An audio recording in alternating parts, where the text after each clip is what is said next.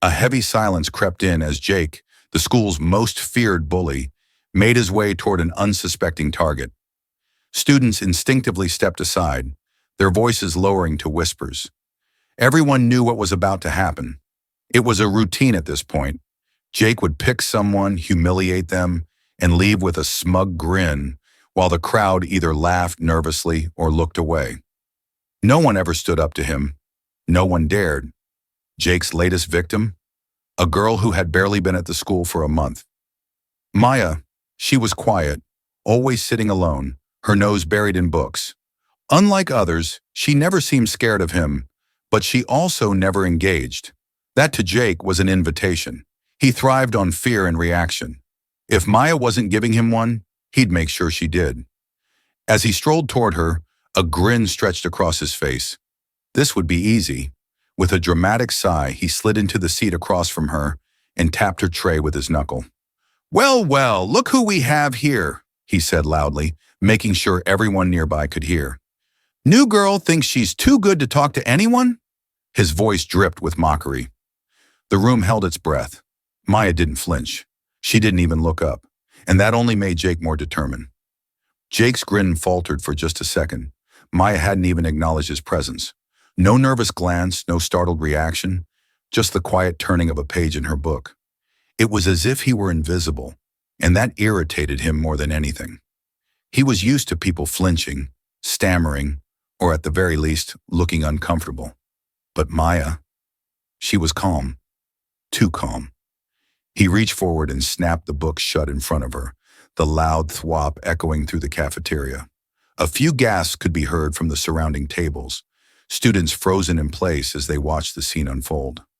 Maya slowly lifted her gaze, meeting Jake's eyes for the first time. There was no fear there, no panic, just a steady, unreadable stare. Jake smirked. "Oh, so you can look at people," he taunted. "I was starting to think you were a robot or something." He leaned in closer, his voice dropping to a low, mocking whisper. "What's the matter? Too scared to say anything?" Maya finally spoke, her voice calm and measured. "Are you done?" Jake blinked. For the first time, it felt like he was the one caught off guard. The cafeteria had gone dead silent, all eyes locked on the unfolding confrontation. This wasn't going how he expected. He had seen fear, anger, even tears. But this was different, and it made his blood boil. "You've got guts, I'll give you that," he muttered. "Let's see how long that lasts." Jake wasn't used to feeling out of control. His whole life, intimidation had been his weapon, his way of making sure no one ever challenged him. But something about Maya's steady gaze, her refusal to react, made his temper boil over. With a sneer, he reached out and shoved her shoulder, hard enough to knock her book onto the floor. A few students gasped, their eyes darting between the two.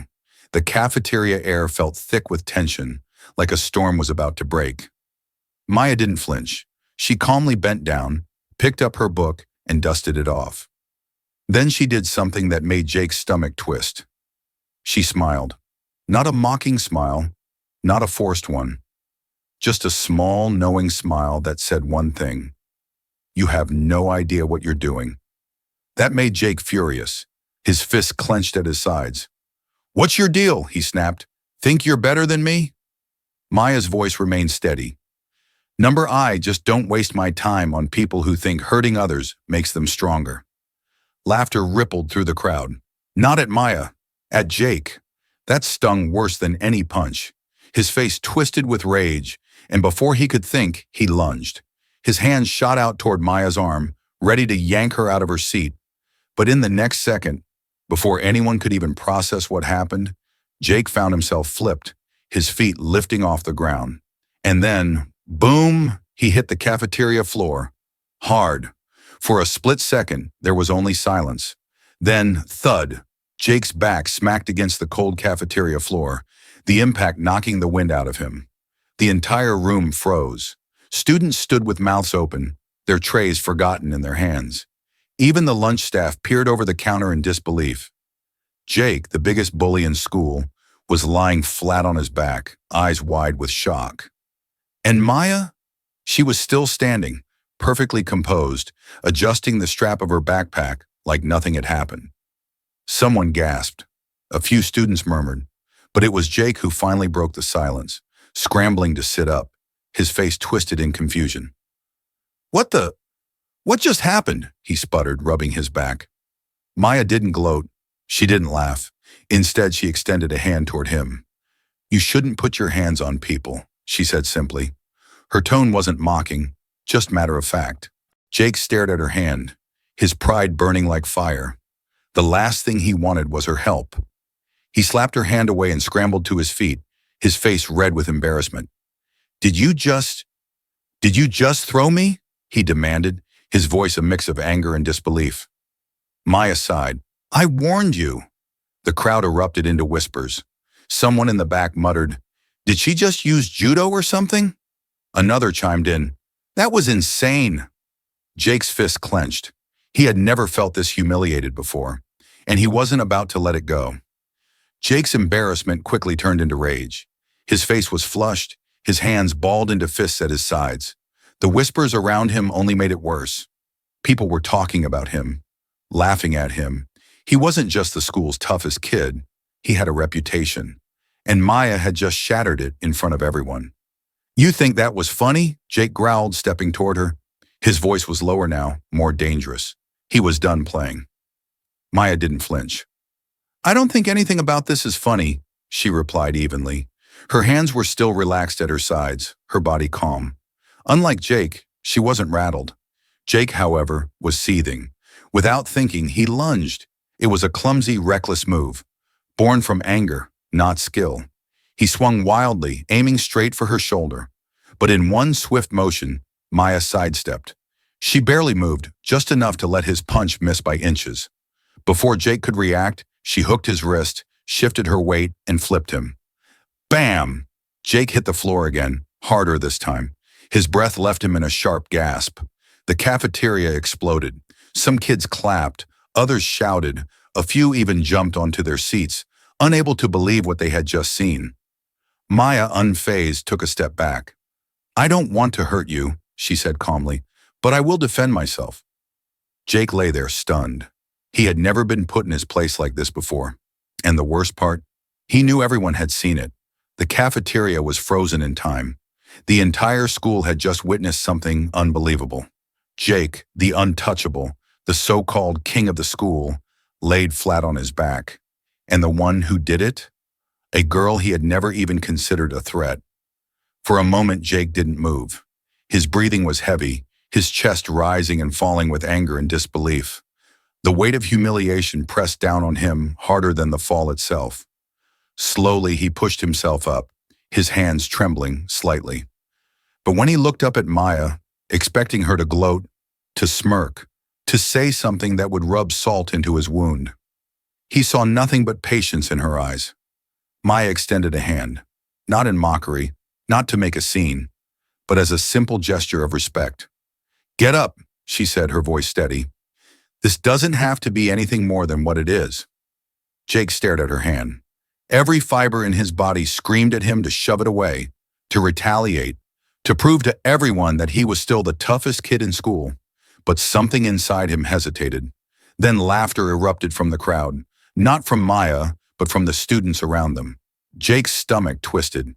He wasn't sure what hurt more, the fall or the realization that his reputation was crumbling. Still, Maya didn't move. The choice was his. Would he let his pride drive him deeper into humiliation? Or would he do something no one expected? Jake hesitated, staring at Maya's outstretched hand, his fist clenched, his pride urging him to lash out, to regain control of the situation. But deep down, something stopped him. For years, he had relied on his strength, his ability to intimidate. Yet for the first time, he felt powerless. Not because he had lost a fight, but because he had been beaten in a way he never expected. Slowly, he reached for her hand. The room fell silent as Maya pulled him to his feet with surprising ease. It wasn't a victory for her, and she didn't treat it like one. There was no smirk, no gloating, just a quiet understanding between them.